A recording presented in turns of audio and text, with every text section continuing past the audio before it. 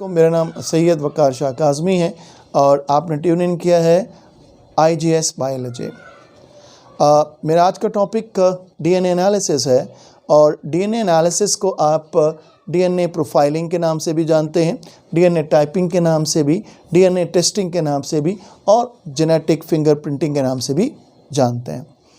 जो पहला ये जो प्रोसीजर है इसको स्टार्ट किया था 1980s के अंदर और जो पहला सक्सेसफुल फिंगरप्रिंट डेवलप हुआ था वो 1985 में डेवलप हुआ था। अब इस प्रोसेस का प्रोसीजर या इसकी एप्लीकेशंस और पर्पस क्या है, हम क्यों एनालिसिस करते हैं।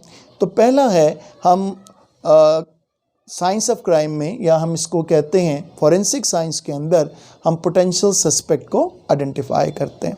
हम करते क्या हैं कि सपोज टू बी अगर एक जो है पर्स स्नैचिंग क्राइम सीन है तो हम फीमेल के नेल्स को चेक करते हैं, because during snatch it is possible कि फ़ीमेल के नेल्स के अंदर उस पोटेंशियल सस्पेक्ट का जो स्किन सेल्स हैं वो स्टक कर जाते हैं और उन सेल से हम DNA ऑब्टेन करके उसका एनालिसिस करके उसको आइडेंटिफाई करते हैं जो कि आपका पोटेंशियल सस्पेक्ट होता है। इसके अलावा हम लोग जो है क्राइम और कैटास्ट्रोफिक विक्टिम को भी आइडेंटिफाई करते हैं। और तीसरी जो इसका पर्पस होता है कि हम पैटर्निटी इस्टेब्लिश करते हैं। पहले हम लोग जो पैटर्निटी इस्टेब्लिश करते थे वो ब्लड ग्रुप से करते थे, जिसमें बहुत सी वीकनेसेस थी, जिसमें बहुत से प्रॉब्लम्स थे और जिसमें बहुत से क्वेश्चंस भी थे। लेकिन अब हम सक्सेसफुली पैटर्निटी इस्टेब्लिश करते हैं किससे, आपके DNA एनालिसिस से। हम इसमें एक फिंगरप्रिंट डेवलप करते हैं, किसका, आप DNA फिंगरप्रिंट डेवलप करते हैं बच्चे का, उसे मैच करते हैं पेरेंट के साथ और जिसके साथ वो मैच कर जाता है वो यंग वन उसी का होता है। और इसमें जो गलती की गुंजाइश है या इसमें कह लें जो एरर चांसेस होते हैं वो इंतहाई कम होते हैं। अब हम इसमें आइडेंटिफाई करते हैं उन ऑर्गेनिजम्स को, उन बैक्टीरिया को जो पोल्यूट करते हैं वाटर को, सॉइल को, एयर को और फूड को, जिससे हमें कंट्रोल करने में हेल्प मिलती है। इसीलिए इस तरह जब हम ऑर्गन ट्रांसप्लांटेशन कर रहे होते हैं तो उसमें हमने डोनर को, रेसिपिएंट का DNA एनालिसिस करते हैं और DNA एनालिसिस से हमें मालूम होता है कि ट्रांसप्लांट सक्सेस जो है वो हमें मालूम हो जाता है। इसीलिए हम लोग प्रेफर करते हैं कि ड्यूरिंग ट्रांसप्लांट हम जो दो क्लोज रिलेटिव्स हों उनको अगर हम चूज़ करें तो बेहतर होगा, क्योंकि उनके अंदर आपको मालूम है कि DNA सिमिलैरिटीज़ जो होती हैं वो ज़्यादा होती हैं। इसके अलावा बेटे इसका मैकेनिज़्म और प्रोसीजर क्या है, तो याद रखिए कि जो पहली टेक्निक हमने यूज़ की थी एनालिसिस के लिए, उसका नाम है रिफ्लिप्स। और रिफ्लिप्स जो है इसका एब्रीवेशन है restriction, fragment, length, polymorphism, RFLPS, restriction, fragment, length, polymorphism. अब याद रखिएगा हर शख्स के अंदर एक यूनिक सेट ऑफ रिफ्लिप्स होता है, बिकॉज जो रिस्ट्रिक्शन साइट्स होती हैं किसी भी ऑर्गेनिज्म की वो डिफ़र करती हैं नंबर में भी और डिस्ट्रीब्यूशन में। हर शख्स की नंबर एंड डिस्ट्रीब्यूशन जो है रिस्ट्रिक्शन साइट्स की वो वेरी करती हैं, जिससे क्या होता है कि उन्हें स्टडी करने में, उनमें डिफरेंसेस फाइंड आउट करने में बहुत मदद मिलती है, माँ सिवाय मोनोजाइगोटिक ऑर्गेनिज्म में जो कि आपके आइडेंटिकल ट्विन होते हैं। लेकिन ओवरऑल याद रखिएगा कि तमाम ह्यूमन का 99% DNA जो होता है वो सिमिलर होता है, जबकि 1% DNA डिफ़र करता है और हम इसी 1% के अंदर इंडिविजुअलिटी जो है वो फाइंड आउट करते हैं किसी भी ऑर्गेनिज्म की। अब जो हमारा प्रोसेस है रिफ्लिप्स का, उसके 6 स्टेप्स हैं, देयर 6 स्टेप्स। पहला है कलेक्शन ऑफ DNA सैंपल, दूसरा है प्लेसमेंट एंड सेपरेशन ऑफ रिफ्लिप्स, तीसरा है डिनेचुरेशन ऑफ रिफ्लिप फ्रैगमेंट, चौथा है ब्लॉटिंग, पांचवा है लेबलिंग ऑफ RFLPS रिफ्लिप्स फ्रैगमेंट्स और आखिरी है ऑटो रेडियोग्राफी। डायग्राम आपको विजिबल होगी, वो डायग्राम भी है आपके सामने। मैं पहले इनको 1 बाय 1 स्टडी कर लेते हैं हम लोग और फिर हम डायग्राम की तरफ चलेंगे।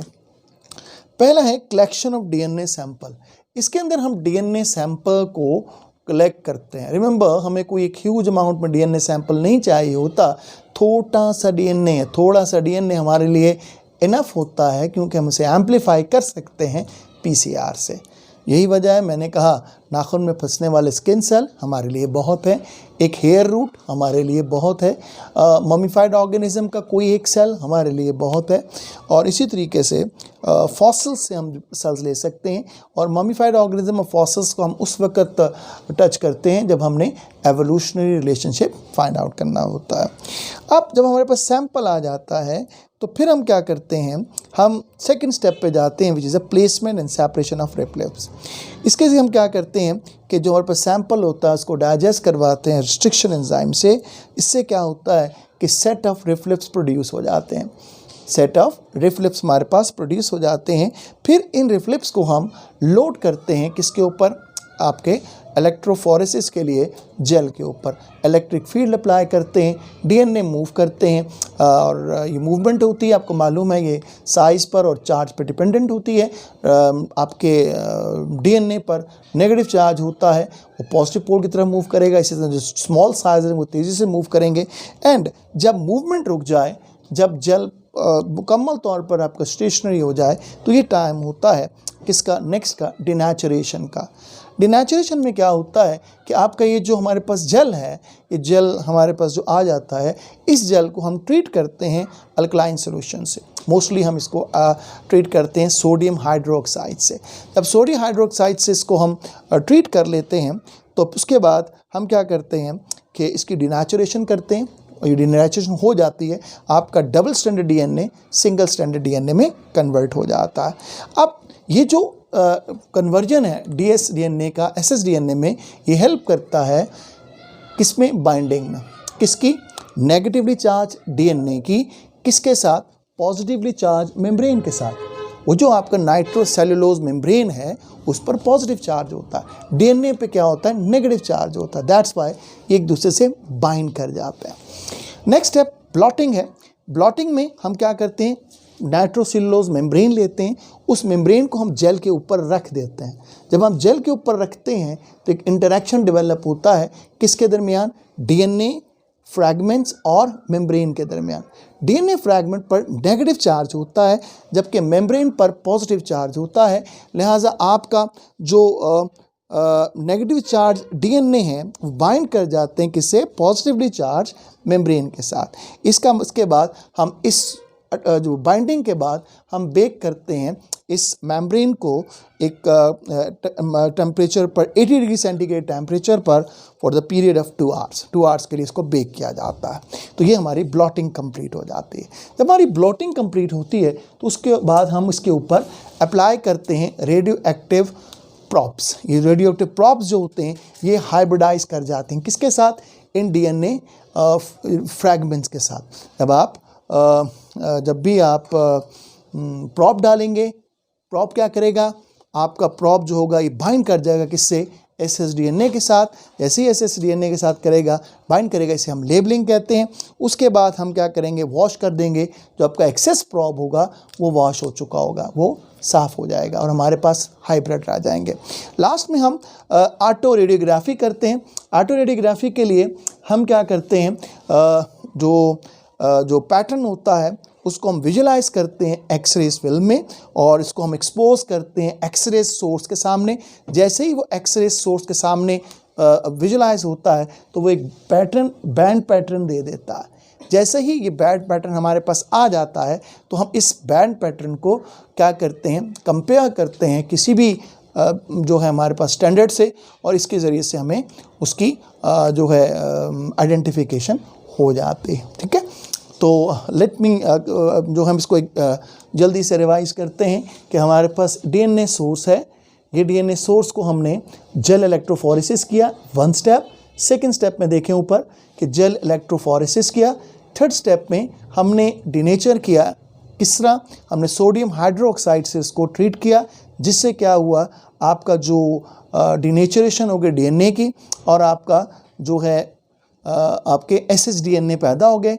फिर हमने नाइट्रोसेल्युलोज मेम्ब्रेनरी जिस पर पॉजिटिव चार्ज था उसको अप्लाई किया जेल के ऊपर। Now the membrane has a positive charge, DNA has a negative charge. So इससे क्या हुआ, बाइंडिंग ऑफ डीएनए हुई किसके पर, नाइट्रोसेल्युलोज मेम्ब्रेन के साथ। उसके बाद जब हो गया, हमने हाइब्रिड अप्लाई किया। जब हमने प्रॉब अप्लाई किया, जो प्रॉब्स जो होते हैं उन्होंने हाइब्रिड किया किसके साथ, डीएनए के साथ। हाइब्रिडेशन कंप्लीट हो गई तो हमने वॉश किया, एक्सेस प्रॉब हमने रिमूव कर दिए, फिर हमने उसको एक्सरेज फिल्म में देखा, उससे हमने डीएनए को एक्सपोज किया एक्सरे सोर्स के सामने, जिससे हमारे पास एक पैटर्न डेवलप हुआ। और ये पैटर्न क्या है, ये पैटर्न आपका जो है पहला आपका ये फिंगरप्रिंट है, जिसको आप डीएनए फिंगरप्रिंटिंग कहते हैं। तो ये है आपका डीएनए एनालिसिस, जिसमें पहले आप सैंपल कलेक्ट करते हो, फिर आप उसको प्लेसमेंट एंड सेपरेशन ऑफ रिफ्लिप्स करते हो, फिर डिनैचर करते हो NaOH से, फिर उसका ब्लॉट बनाते हो नाइट्रोसेलुलोज मेम्ब्रेन के ऊपर, फिर आप उसे प्रॉप के ज़रिए से हाइब्रिड करते हो और फिर से विजुलाइज करते हो ऑटो रेडियोग्राफी से। जब भी आप एक्सरे सोर्स से स्टडी करेंगे डीएनए को, तो इस the process is called as auto radiography and this is called as DNA fingerprinting. उम्मीद है कि आपको समझ आई होगी, और अपने कमेंट्स फीडबैक में ज़रूर दिया करें, और अगर कोई क्वेश्चन है वो भी पूछा करें, और मज़ीद वीडियोस के लिए देखते रहें, लाइक भी करें और सब्सक्राइब भी करें IGS को। अस्सलाम वालेकुम वरहमतुल्लाहि वबरकातुहू।